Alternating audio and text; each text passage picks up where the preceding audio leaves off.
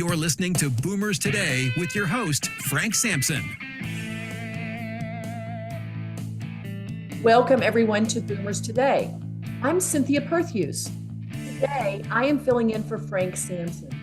I'm really thrilled to have Peter Gordon, who's a longtime friend, as my guest. Peter is the president of New York Financial Organizers, where he helps older adults organize their finances. We'll talk to Peter in about 30 seconds. But first, today's sponsor is Senior Care Authority, a national elder care consulting company specializing in senior living. With over 75 locations around the country, Senior Care Authority's team of certified senior advisors work in person with older adults and their families to find the best care and living options. If you have questions or need help navigating the maze of senior care and living options, reach out to Senior Care Authority for a free consultation. Just go to seniorcareauthority.com to find a local representative and get the help you need. So now let's go to Peter. Peter, I'm glad to have you here. Thanks, Cynthia. Good to be here. I know that you have a really great background for this type of service, but I also know that, like most of us in this industry, you helped your parents. However, I know there must also be an aha moment when you came to this profession. Can you tell me about it? Sure. It actually happened. I'm from New York, and I was living in Manhattan at the time, but I was in Las Vegas, and I was at my brother-in-law's wedding, and I met his future brother-in-law, and they were talking about his mother and the issues that she was having. And I started telling them about my experience with my mom and how I was taking care of things. And they were fascinated, and they were like, wow, you know so much. And so at that point in time, I was like, this is it.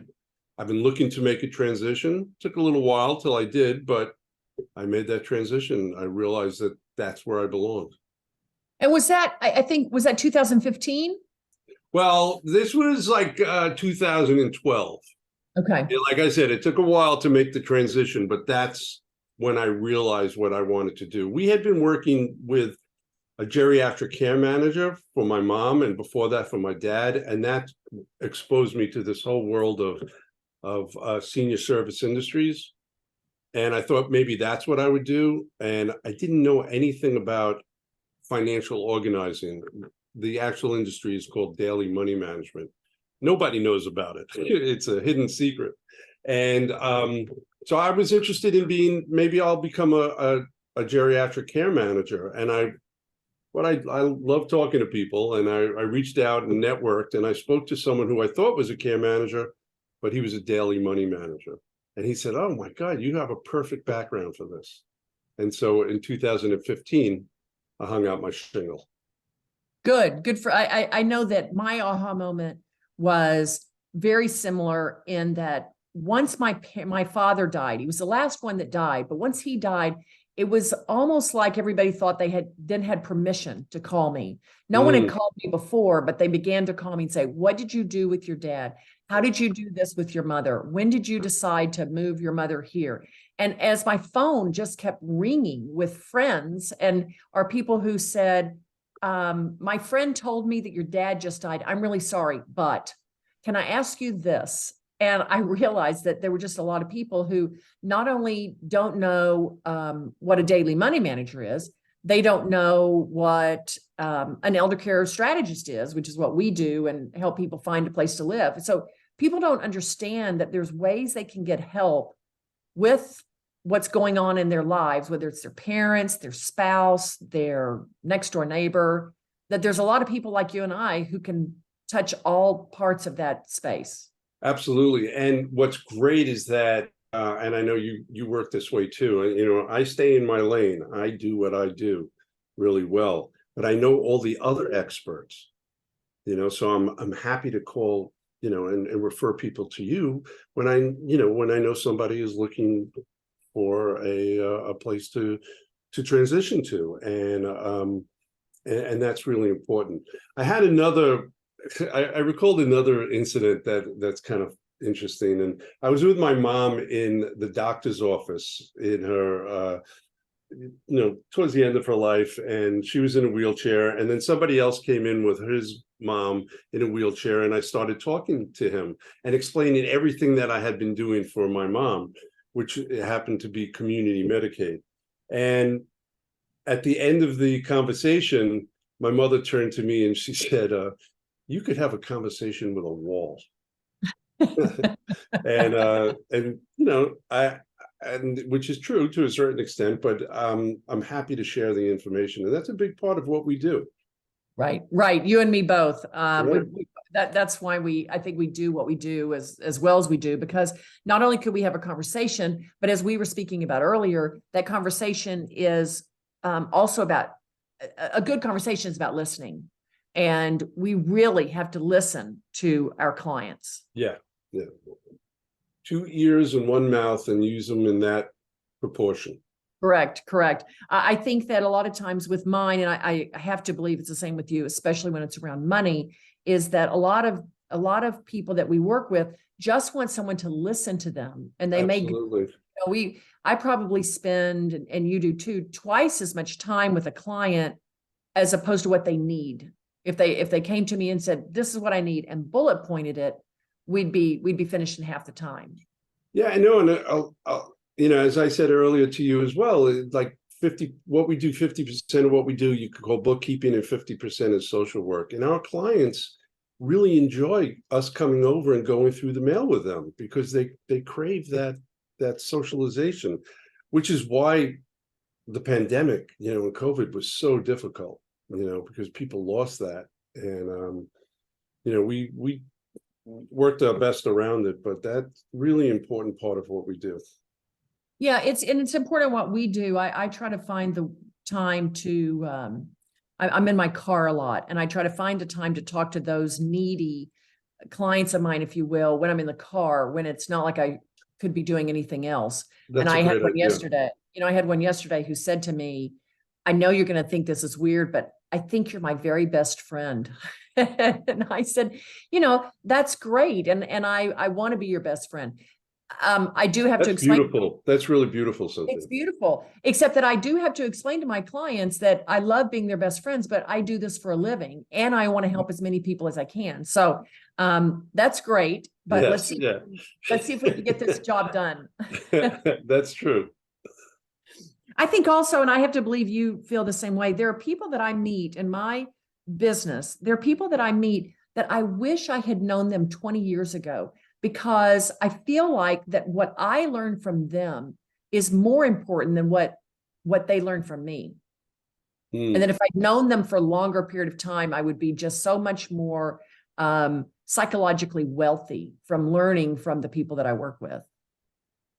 Well, yeah, I depend on those people quite a bit. But I'm also a big believer in, I'm where I am now for a reason. And everything that's happened has led up to this point in time. And but people often say to me, "I wish I knew you 20 years ago, 10 years ago. Oh, I could have used you then." And again, part of that is because nobody knows what a daily money manager is, or a financial organizer. So you say that you believe that you're here for a reason. What's the reason that you're in this job?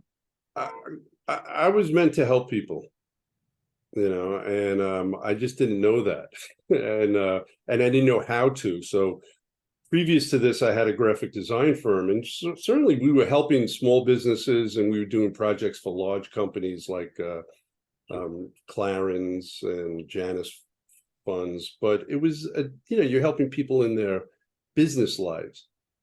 Here we make an impact on individuals, the end user, the actual person that we're helping organize their finances, and their families. We get incredible feedback from the families about how they couldn't have done this without us, and that's priceless.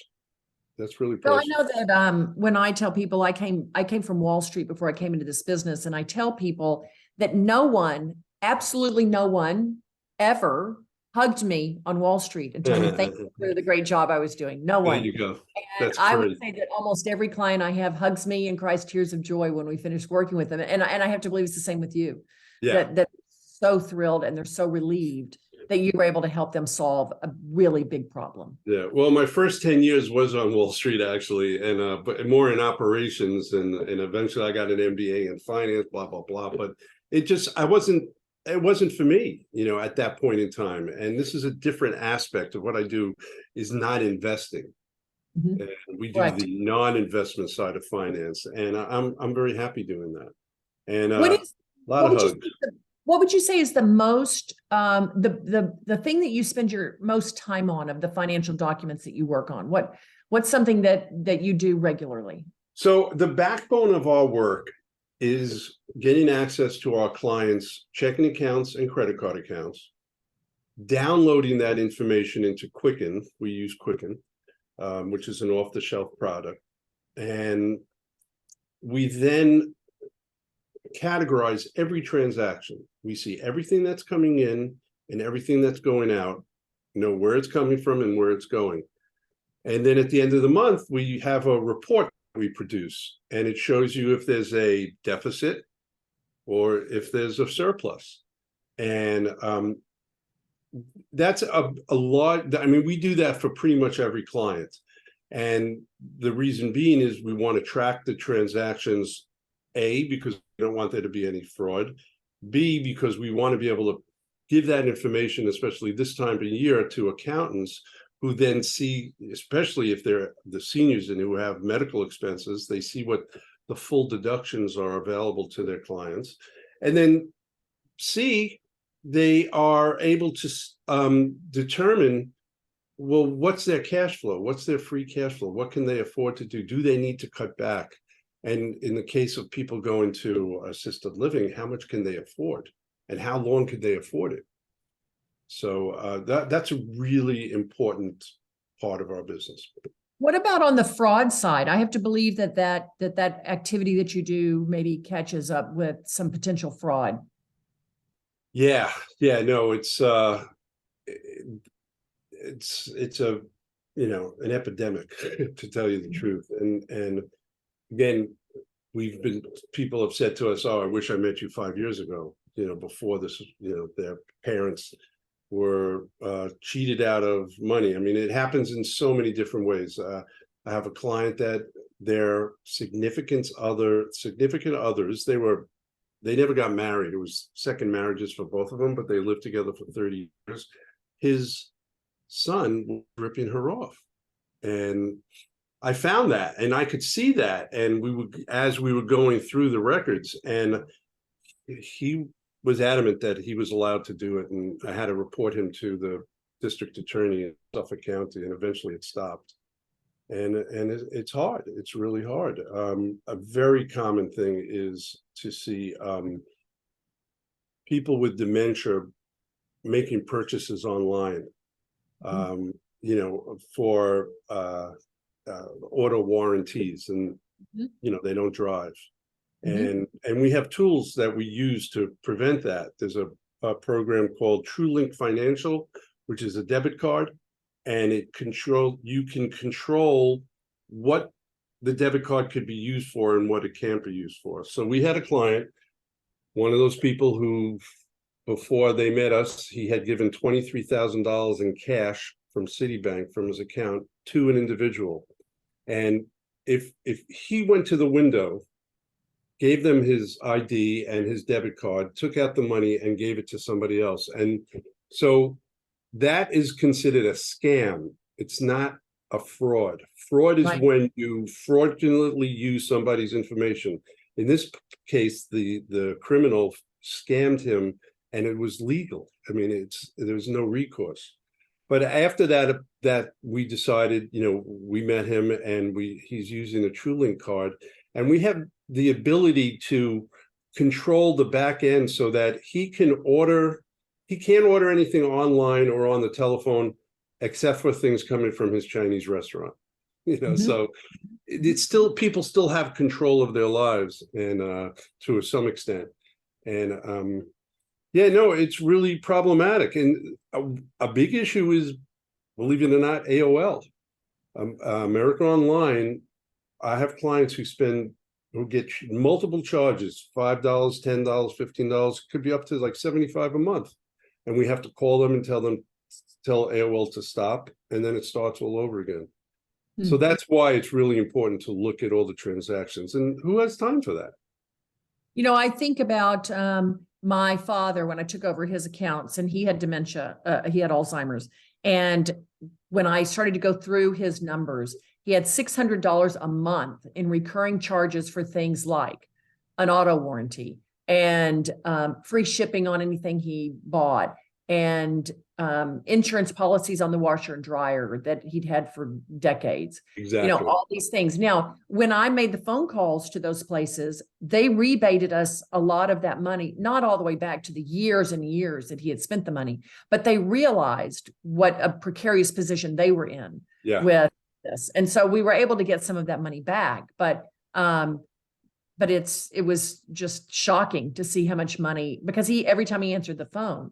Do you also talk to me about this a little bit? I have a friend whose mother, she has a daily money manager, but I think there may be some personality issues between them, partly because the daily money manager has found how many hundreds of dollars, maybe thousands of dollars, that the mom writes out in checks to every envelope she gets in the mail, whether it's the dogs, you know, or a political party or orphans. She sends them money, and she writes hundreds of checks a year and spends thousands of dollars a year on that. And it's hard for them to get those, that mail to stop from coming to their mother.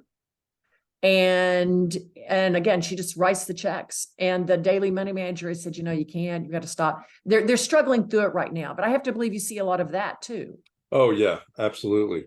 And there are different ways of preventing that. So you can write to the organizations and have them take you off the mailing list. That's not always effective because they don't want to do that, you know. Right. And again, it depends on the situation. We use a program, another technological program called Earth Class Mail. And Earth Class Mail, what you can forward your email, you forward your address through the postal system to a PO box for this company, Earth Class Mail. They then scan everything, and we could then look at it online and decide what we want and what we don't want. And they know if it's junk, so it just comes out. So essentially, people stop receiving mail. Oh, that's a great product. And so, for instance, we have a client who has macular degeneration. He gets a lot of mail, and he was like, I can't read it anymore. I don't want to do this. It costs him money for us to go there, you know, because we charge by the hour. So I told him about the service. He said, fantastic. You know, you could monitor everything, you know, and I go there when once a month, and I give him cash, you know, Right. because he needs cash. So yeah, there are a lot of great solutions out there. So that's a really good one. And that for that same client, he's on a long-term care policy, and we're able to track that every week to make sure he's getting reimbursed what he should be. Okay. No, that is a nugget that is really important. I'm going to pass that one on as well. I hope you don't mind if I borrow it from you. You can steal it for all I can. Thank you. Tell me a little bit about you deal with families all the time, I have to believe, and sometimes we know that at this age we can run into some difficult families. But what would be the most important thing that, number one, you run into a lot of problems because it's not put in place, but you know that everybody needs to take care of this one thing that you help with? Well, it actually goes back to what I described before, is monitoring your checking and credit card accounts. That is the most important thing, and making time for that. So I'm going to repeat myself, but by by downloading that information and looking at it at least every month, sometimes we do it more often, you're going to prevent a lot of problems from happening. There are issues, obviously, with families and, having them agree to work with us in the first place. Sometimes they just don't feel like it. They don't feel it's necessary. They don't see the expenses being worthwhile. And we're very good at navigating that. We're really good at navigating that. And we're also, if you don't want to work with us, you're not going to work with us. And I say we because I'm partners with my son. And so if we actually had this happen recently, one client that I was working with, we weren't communicating great. And he said, let me try working with Jacob.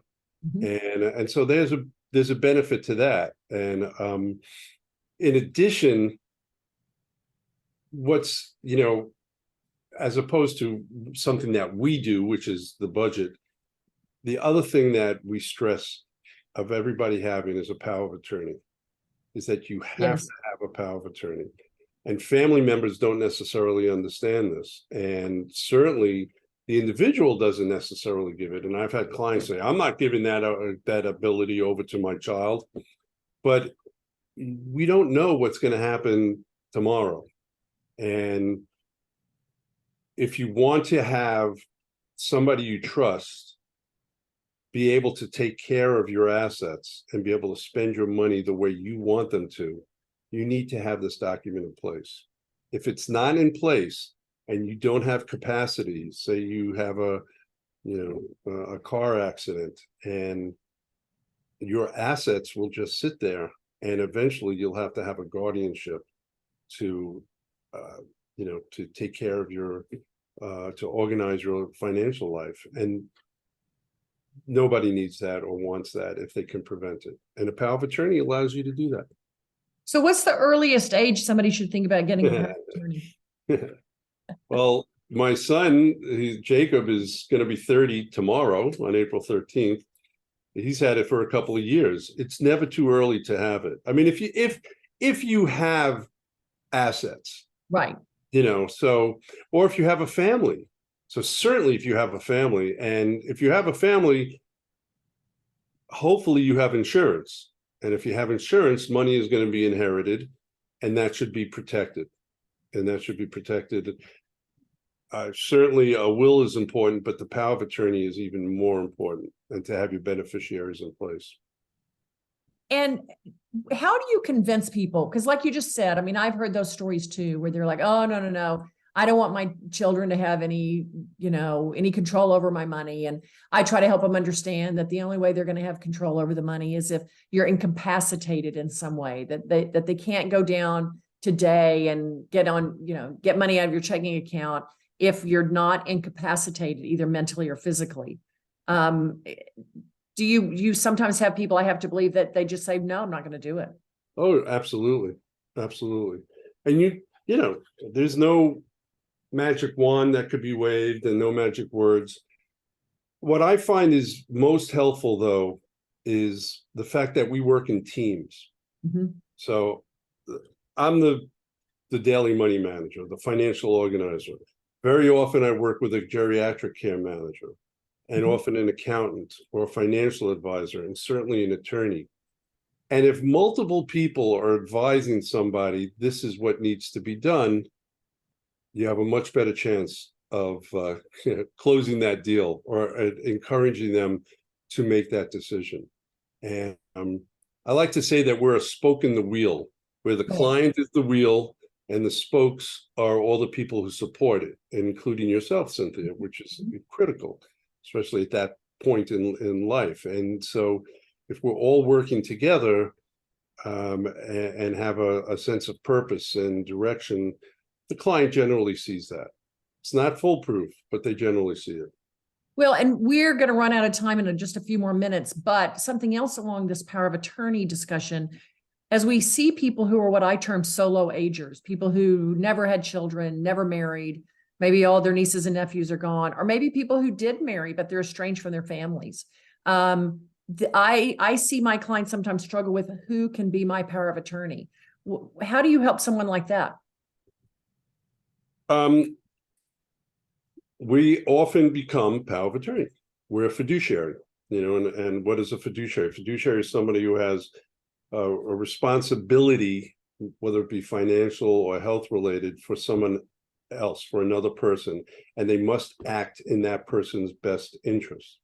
So we have relationships with attorneys, and generally an individual will turn to an attorney for a will. And the attorney will always say, well, you probably could use a power of attorney. And if they have no one, they will make a recommendation. And we have certain attorneys who love recommending us, which is nice, which is really nice. And one of the benefits of working with myself and Jacob is that there's a successor power of attorney, because people, something might not just happen to the client, but it could happen to the power of attorney. So there's continuity when working with us, and it's really important.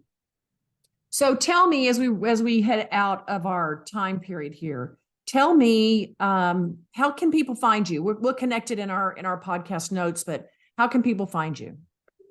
So our website is nyfo.nyc, New York Financial Organizers.nyc, NYFO. And there's a lot of great information there. And we have a blog, and there's a podcast, and there's plenty of information. But that's certainly the easiest way to find us. Peter Gordon is a very common name, so typing that's not going to get you anywhere. Great. Well, Peter, thank you so much for being here with us today. We're going to close now. Thank you, Cynthia. I've done a few of these, and those are really, really excellent, well thought of questions. Thank you. So we know that these podcasts always uncover a new nugget of helpful information. So again, this is Cynthia Perthuse for Boomers Today. And you've been listening to Boomers Today with Frank Sampson. To learn more about today's show, visit boomerstodayradio.com and join us next time for another edition of Boomers Today.